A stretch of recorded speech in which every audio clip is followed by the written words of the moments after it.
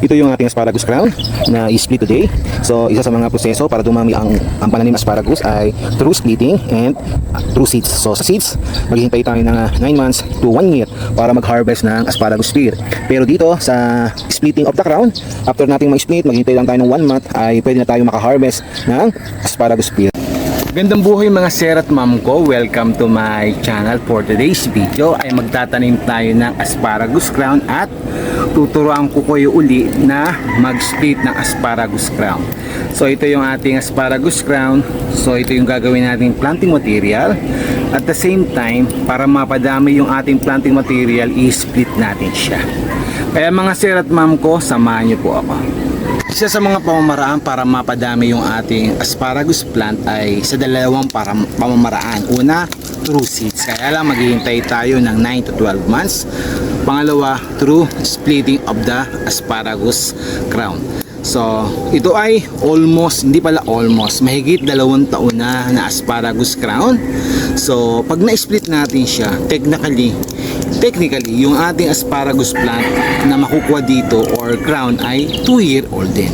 So, ang gagawin natin, tatanggalin muna natin yung ibang lupa para makita natin yung buong asparagus crown. Kung paano natin i-split siya para makita natin kung tama yung pag-split natin. Walang tayo ng tubig.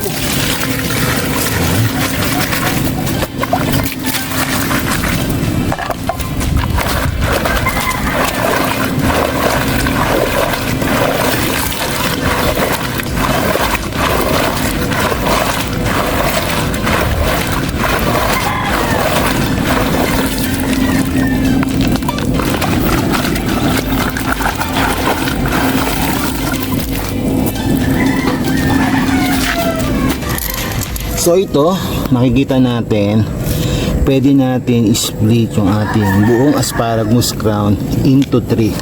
So 3 cluster. Una ito, tatanggalin natin to, hihiwalayin natin to. So ikakat natin to gamit kayo ng straight pruning shear para ma-pinpoint natin kung saan ikakat.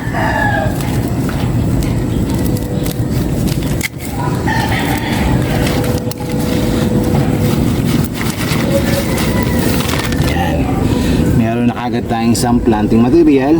Then ito ma-split pa natin.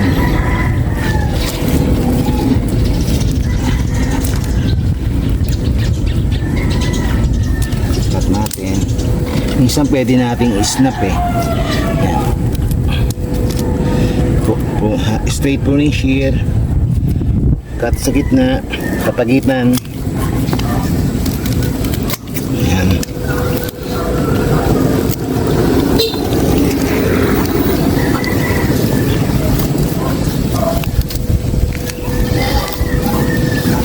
So, ito na ang planting material. Then, pwede pong maging pangatlo. Bali magiging pang-apat pa. Yun na.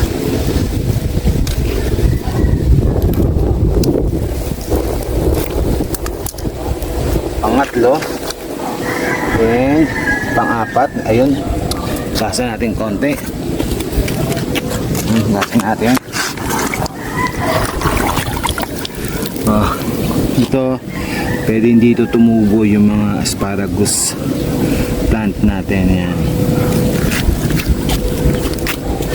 So, bali nahati sa 1, 2, 3, 4, 5. Sa isang asparagus crown, nakapag-produce tayo ng 5 planting material. Okay, dito naman sa side ito. Ito naman, nalinis na rin natin to. Ito ay isang buo. So obviously, makikita natin cluster na. Halos hiwa-hiwalay na yan. Pero ito, nakaduktong pa rin kahit paano yan. Yan. Ito, nakat na to sa portion na to. Gagawin natin, kakat lang to. So isang planting material. Then ito, kakat natin dito sa gitna. sa isang asparagus crown, nakapag-produce naman tayo ng tatlong planting material.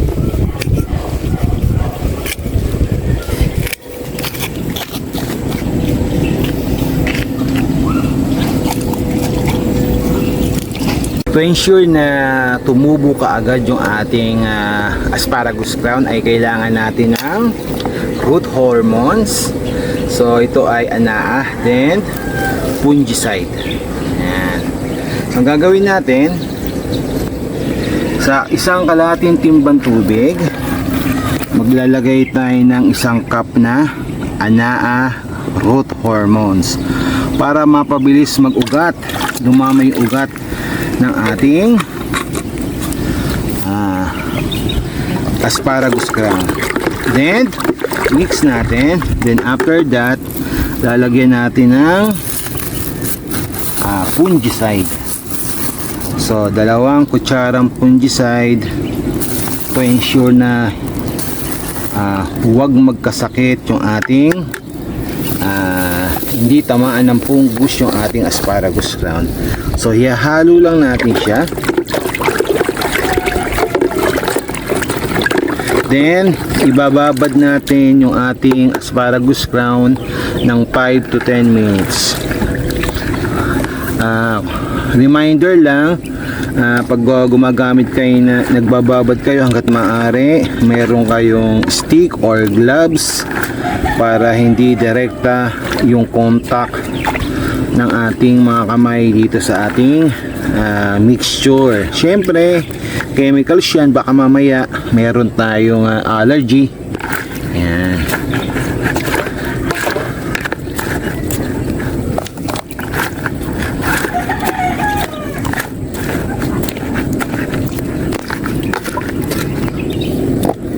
So after 10 minutes, tatanggalin na natin yung ating asparagus crown na binabad sa rooting mixture natin or rooting hormone mixture.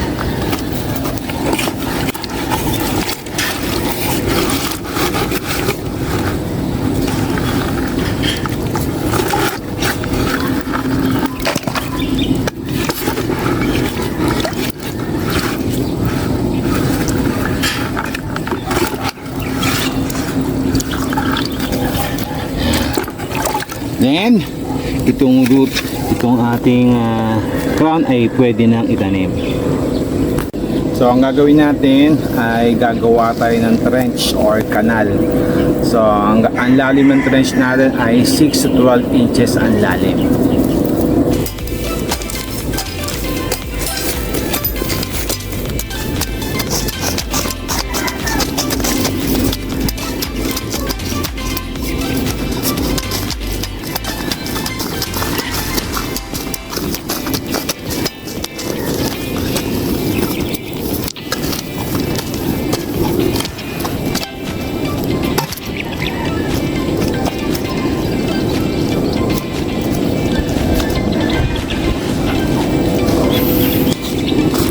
Gagawin natin sa pagtatanim, so hindi pwede yung paganyan. Kailangan kung saan lumulusot yung buds, doon natin itatanim ang forma. Kailangan nakapaibabaw yung buds.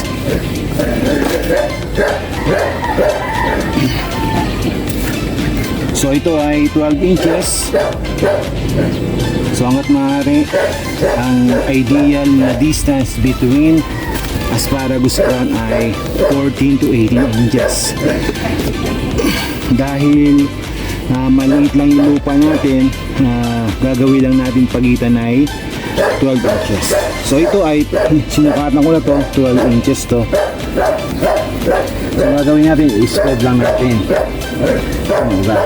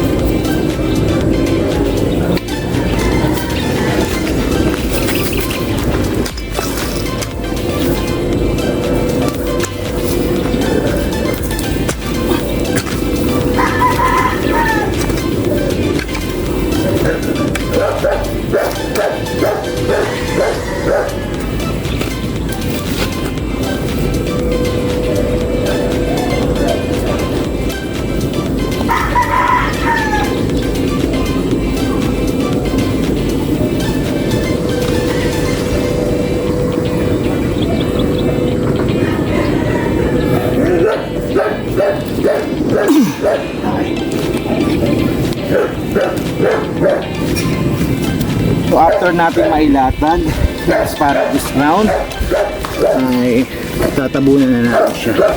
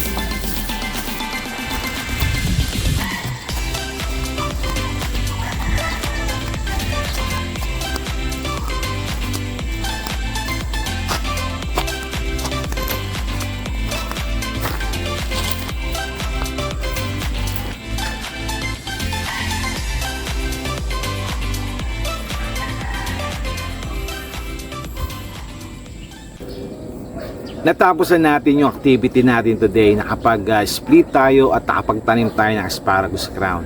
So ano ba yung advantages ng pagtatanim at pag-split ng asparagus ground? Una, napaparami natin yung planting material at napapabilis nito yung pag-ani ng asparagus spear.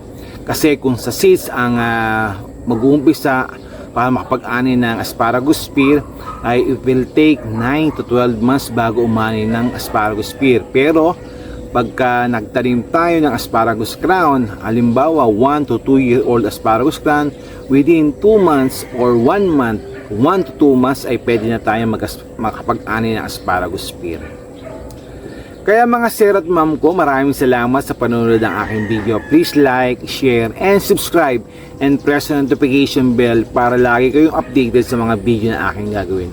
Magandang buhay and God bless us all.